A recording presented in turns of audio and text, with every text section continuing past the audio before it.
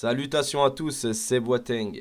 Alors voilà, aujourd'hui on se retrouve pour une vidéo spéciale interview, une interview de la part de notre directeur sportif Deco. Deco qui à travers cette interview a parlé de plusieurs choses intéressantes, dont le transfert d'Unai Hernandez, Frenkie de Jong, Araujo, l'équipe B, ainsi que Hansi Flick. Franchement, une très très belle interview sur laquelle je vais vous raconter les points les plus importants qu'il a pu énoncer à travers cette interview.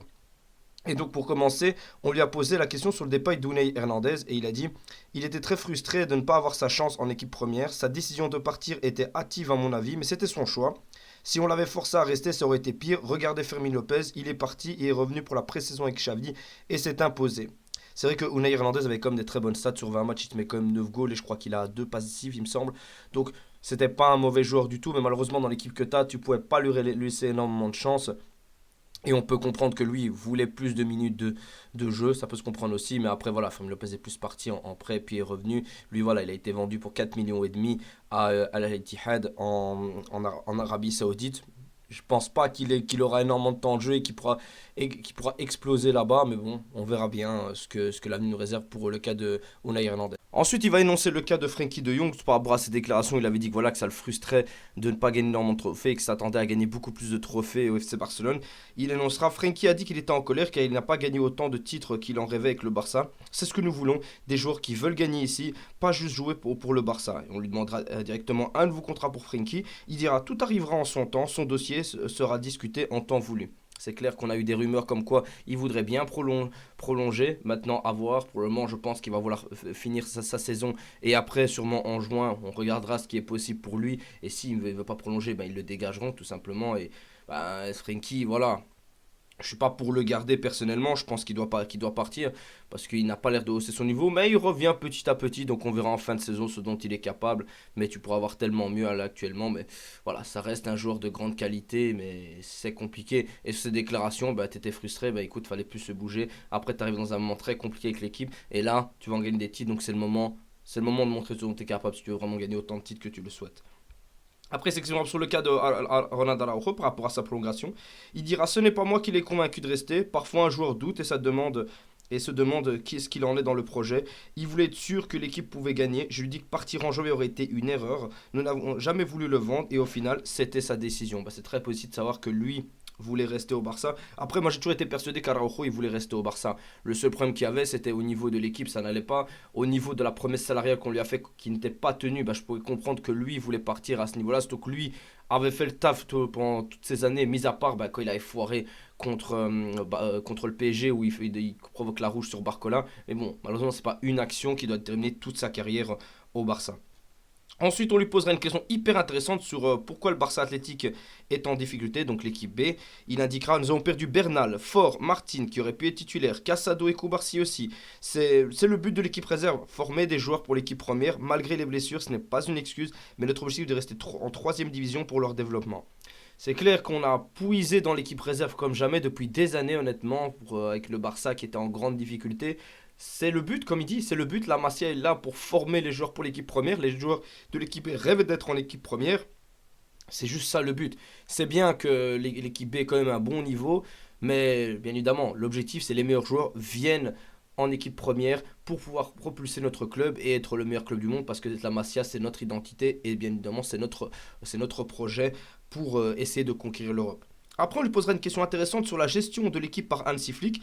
Il dira nous savons ce que nous recherchions avec Flick et il fait un excellent travail. Il sait gérer un vestiaire avec des jeunes, des joueurs en milieu de carrière et des vétérans. Ça, c'est 100% clair. Hansi Flick fait un travail extraordinaire et j'avais déjà fait dans ma précédente vidéo sur le cas d'Hansi Flick que lui gérait énormément les jeunes quand il était au Bayern et avec l'équipe d'Allemagne quand il était T2. Donc ça ne m'étonne pas que ça se passe très très bien avec les jeunes, mais c'est vrai qu'il arrive aussi à faire cette transition avec évidemment les joueurs un peu plus âgés et dont les vétérans à l'image d'Ivanski qu'il a pu travailler. Il fait un travail extraordinaire, ça se ressent sur le terrain. Ensuite, on va lui demander le choix de pourquoi Hansi Flick. Il dira après une saison difficile, nous avions besoin d'un entraîneur expérimenté, capable d'imposer de l'ordre. L'équipe est comme une grande famille, mais c'est compliqué à gérer avec des joueurs de 35 ans et l'ami qui n'a que 17 ans. Flick sait unir tout le monde, et c'est clair. Franchement, j'étais pas pour le projet d'Hansi Flick. Au départ, je trouvais que le style ne s'intégrait pas au FC Barcelone. Il a su allier son 4-2-3-1 à un style impressionnant qui va totalement avec le Barça, avec une réelle beauté de jeu, honnêtement. Ce que le Barça avait besoin pendant des années. On aime voir les matchs du Barça, pas parce qu'on gagne, mais parce que c'est beau à voir. Ce que le Barça nous propose sur le terrain, ben, c'est agréable. Tu perds pas ton temps, même dans les défaites, même quand on a perdu contre l'Atlético Madrid. C'était frustrant, mais j'ai passé un bon moment en regardant ce match. J'ai pas eu la haine. Et plus les saisons avancent, plus je suis de plus en plus fier de notre équipe et plus ben, je prends du réel plaisir à admirer cette équipe. Et je sais bien évidemment qu'elle n'est pas invincible et qu'il y a beaucoup de boulot. Mais en tout cas, tout ce que je sais, c'est que Hansi Flick a vraiment de longues années à faire avec nous et pourra réellement porter à bien son projet. Ensuite, on lui a posé la question sur Lamine Yamal et Koubarsi.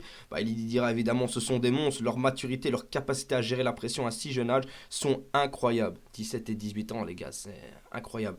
Franchement, ils font partie des meilleurs joueurs au monde à un âge pareil.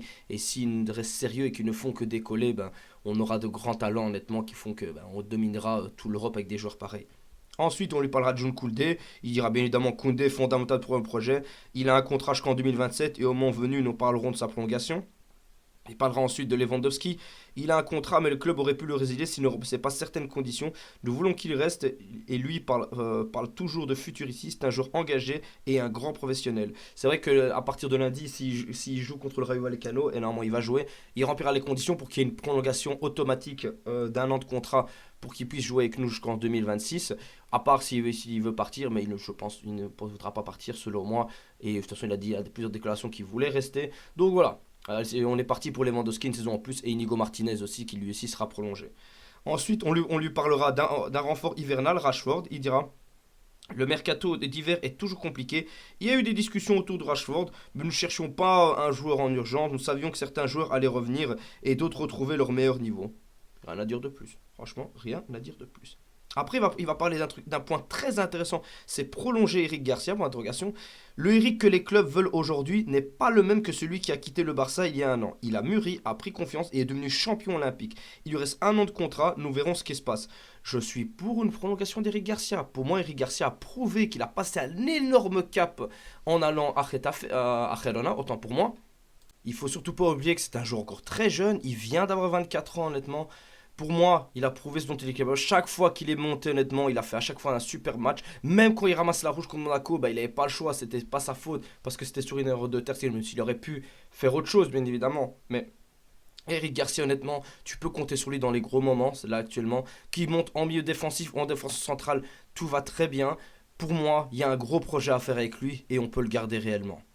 Ensuite, il clôturera sur la situation de Xavi. Il dira je n'ai aucun regret, Xavi est un ami, un type formidable, mais dans le football, parfois les choses ne fonctionnent pas. C'est clair que malheureusement pour Xavi, tout s'est mal passé. C'était son premier gros club, malheureusement ça a été un échec. Il repart comme avec une Super Copa d'Espagne et une Liga, c'est pas rien honnêtement. Il a fait du mieux qu'il pouvait. On sait qu'il aimait le club. Et après, ben, aussi, je ferai une vidéo plus tard sur lui où réellement Xavi, on voit qu'il aime le club, où il fait des déclarations sur Hansi Flick.